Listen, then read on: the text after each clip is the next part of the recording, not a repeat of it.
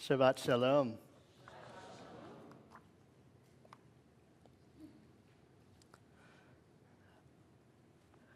Allow me a moment of reflection here on September 12th. On September 11th, 2001, I was a high school student in Queens. At first, like many of us, I didn't understand the scope of what was happening. But once it became clear that the attacks on the World Trade Center were part of something much larger, I remember the fear written on the faces of our teachers. Guidance counselors were dispatched like first responders to the cafeteria. The front door of our school was chained shut and locked. The next morning, September 12th, I woke up to the acrid, burning smell that was in the air. We were survivors of a horrendous attack. And while we must acknowledge that Islamophobia intensified after 9/11, surely my classmates with family ties to India and Iraq and countries around the Middle East, their experience of those days were different than mine. What I remember most was the camaraderie, the patriotism, and the unity. Rabbi Joseph Potasnik, then the Jewish chaplain of the FDNY, later reflected on that moment. He said, "Difference need not divide us, but should be an inspiration, a catalyst bringing us together."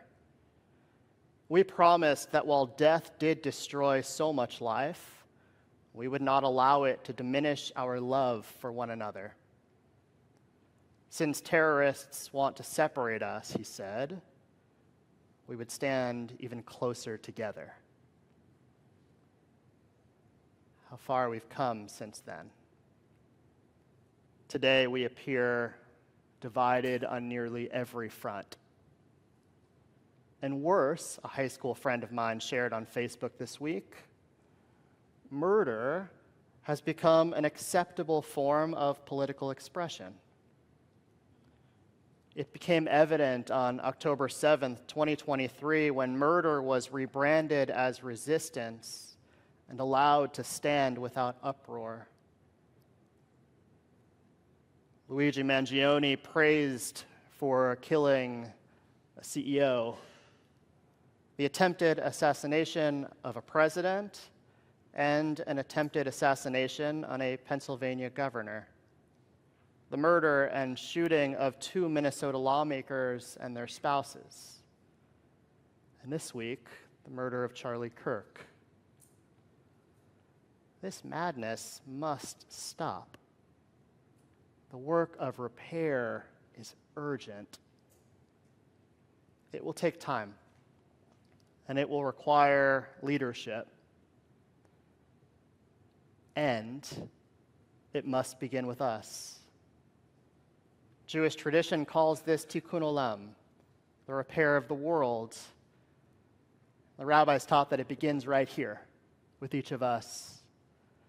As we stand at the threshold of a new year, we reflect not only on the brokenness around us, but also on the journey we have traveled together since last Rosh Hashanah.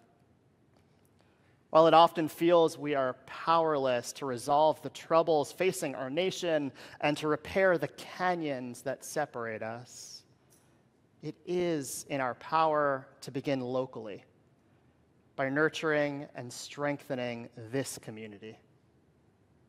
At Temple Israel, this past year has been marked by growth and transformation. We welcomed many new families.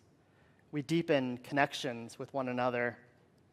We experimented with new approaches to worship and programming, and we began shaping a vision for the future together.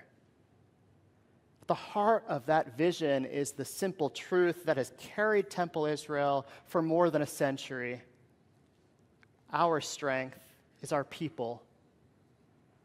Through our visioning process, we discovered what we already knew.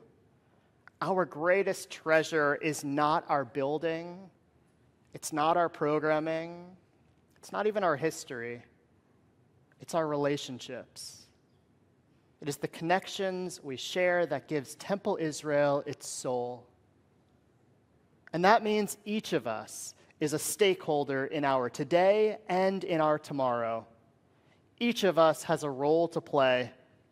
We are better together, and our work here ripples beyond the walls of this sanctuary.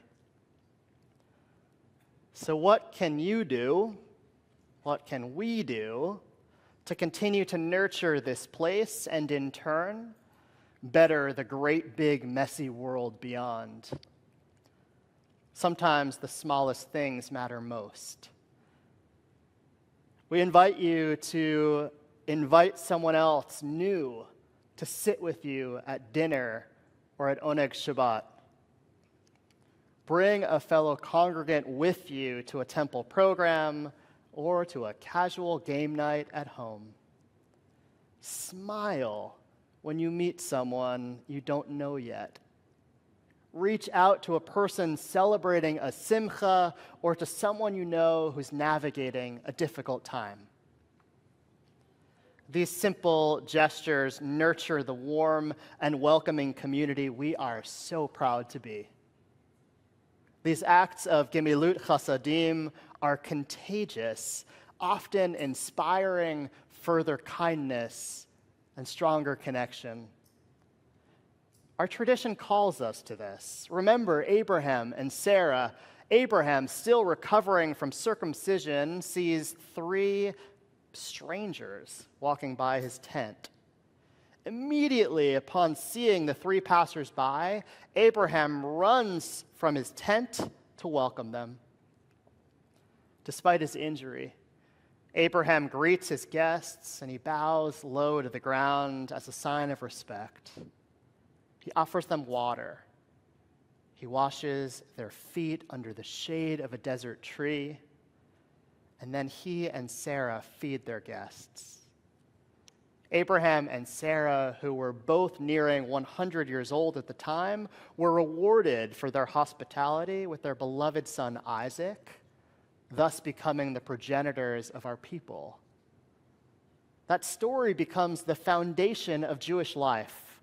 It is no surprise that the Torah commands us 36 times to show kindness to all people, to welcome the stranger, for you were strangers in the land of Egypt. We have enormous power, even more power than we credit ourselves most of the time, to make this world a better place. As the University of Minnesota psychologist Ann Mastin teaches, helping others is one of those win-win strategies of taking action because we're all feeling a sense of helplessness and a loss of control about what's going on. But when you take action to help others, you can control what you're doing. In other words, there is potent benefit to us and the world when we give of our time and our money and our know-how and our love to help others. It's empowering, especially when we're not feeling so powerful. Don't shush that baby, that's life. Don't even think about it. So as we begin this new year, we invite you to reflect. How will you carry this tradition forward? How will you welcome others, both those you know and those you don't know yet? How will you show up? How will you participate? How will you make this world a better place? Remember, each of our actions, both small and big, matter. As we enter 5786, let us recommit ourselves to the work of welcome, to the work of repair, to the work of connection. Allow us to be the first to wish you and your family and our Temple Israel family Shana Tova, Gamar Chatima Tova. May all of our efforts help bring wholeness to this broken world. And may we all, through our actions, be sealed in the book of life and of blessing this new year. Shabbat Shalom.